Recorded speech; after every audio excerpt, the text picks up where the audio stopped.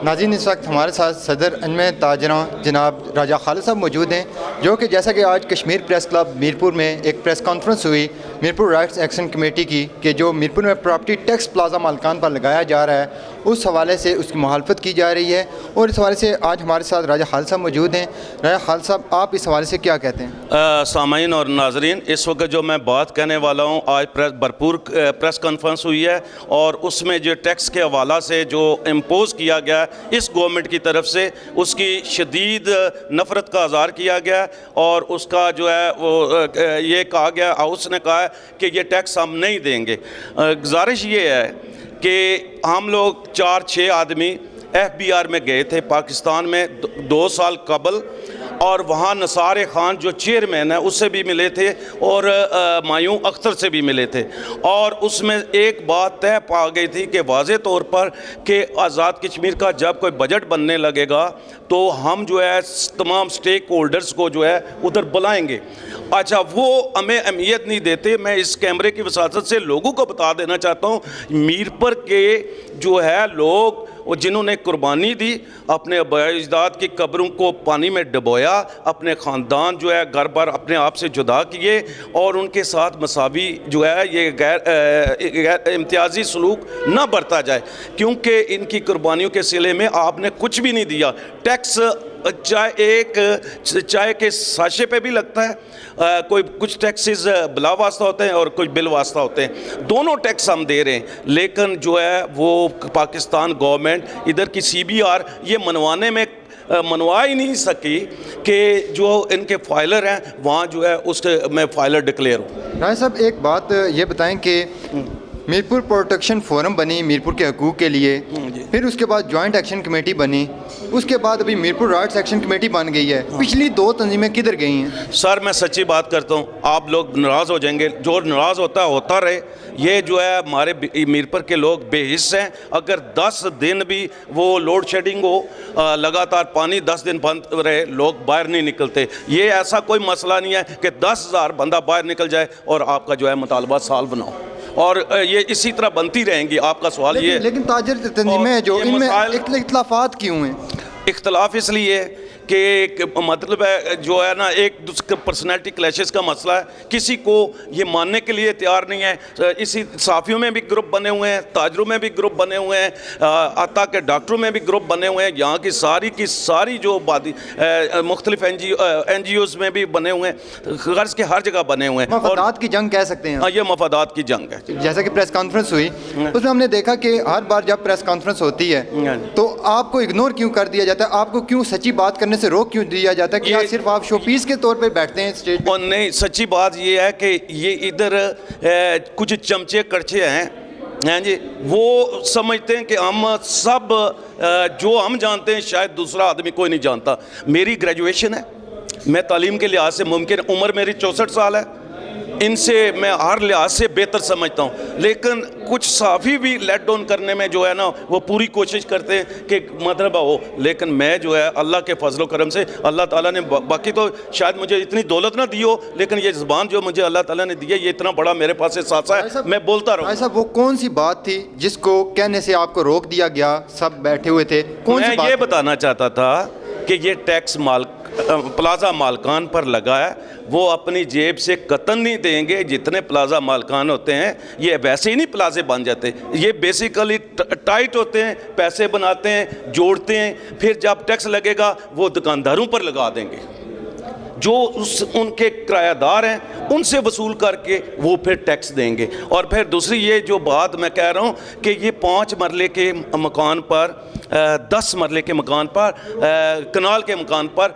ये सर्वे हो चुका है। सिर्फ इस जो टैक्स पास हुआ है, ये जो कानून बना है पिछली असम्बली में, उसमें 5 मरले का जो आदमी वो किराया ले रहा है उसके ऊपर भी टैक्स होगा। ऐसा पगड़ी भी ली जाती है बारी, गरीब जो दुकानदार है उस पर हर तरफ से टैक्स लगाया जाता है। बल्दिया वाले भी टैक्स लेते हैं, इनकम टैक्स वाले भी लेते हैं, मुख्तलिफ तंजीमें ले रहे जो अदारे हैं वो उनसे टैक्स लेते हैं। जी जी। तो उनका परेशान हाल कौन, उनकी आवाज़ कौन उठाएगा? ये तो प्लाजा मालकान हो गए। इनकी इंशाअल्लाह ताला जिस किसी की कोई आवाज़ नहीं उठाएगा वो राजा खालिद उठाएगा इंशाअल्लाह ताला।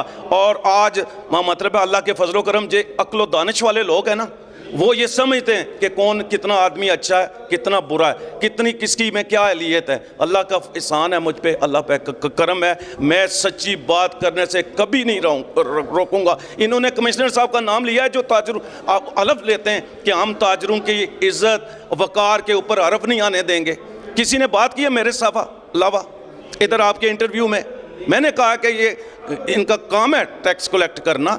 इनको तीन बोनस मिलते हैं साल में, इस दफ़ा इनको 15 अरब रुपए इकट्ठे करने का टास्क है। तो ताजर हैं तो इनकी कुर्सी है, इनको बोनस मिलते हैं, इनको तनख्वाहें मिलती हैं। ताजरों की तहज़ीक जो है मैं नहीं बर्दाश्त करूँगा। जो लोग ग़ुलाम है ना, ज़हनी तौर पर जो ग़ुलाम है, मैं तो आज़ाद रहा हूँ। अपनी दुकान रही है, मेरी अपनी शॉप रही है, मैंने किसी की गुलामी नहीं की। वो तो बड़ी बड़ी ज़मीन आसमान के कलाबे बना देते हैं, कहते हैं जी कि ये शख्स जो है मेरा आइडियल है, ये फ़लाँ है, मेरा फ़लाँ है। मेरा आइडियल मेरा अल्लाह है और मेरा उसके बाद रसूल है। राजा साहब, ये बात हम कह सकते हैं कि शायद अगर ये टैक्स ख़त्म हो जाए तो ये जो राइट्स एक्शन कमेटी बनी है ये भी ख़त्म हो जाएगी साथ ही। ये तो बनी इसी काज के लिए, इसका तो और मकसद ही नहीं है। हमने नईम साहब को इसलिए नहीं आगे लाया, हमने सोच समझ के लाया है। ये दावेदार हैं कि पूरे आज़ाद कश्मीर के, ये दावेदार हैं पूरे आज़ाद कश्मीर के। मैं चीफ ऑर्गेनाइज़र हूँ।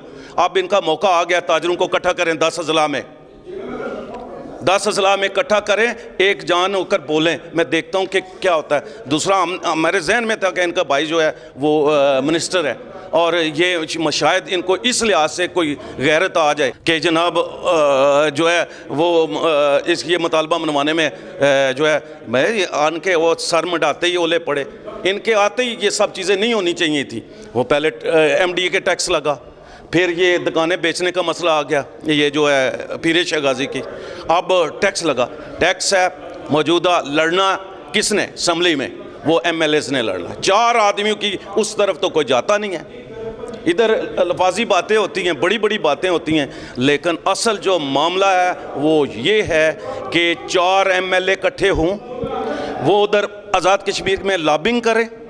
लॉबिंग करने के बाद वो जो है इसको मतलब लॉबिंग करने के बाद वो वहाँ असम्बली में पेश करें और टैक्स को वापस कराएं। जो ग़ुलाम होते हैं ना, सच्ची बात है, वो कभी भी कुछ नहीं कर सकते। मतलब है ये राजा फारूक हैदर मेरी बरादरी का है। मैं सबसे पहले अपनी दुकान पे भी, अपने घर पे भी झंडा लहराऊंगा,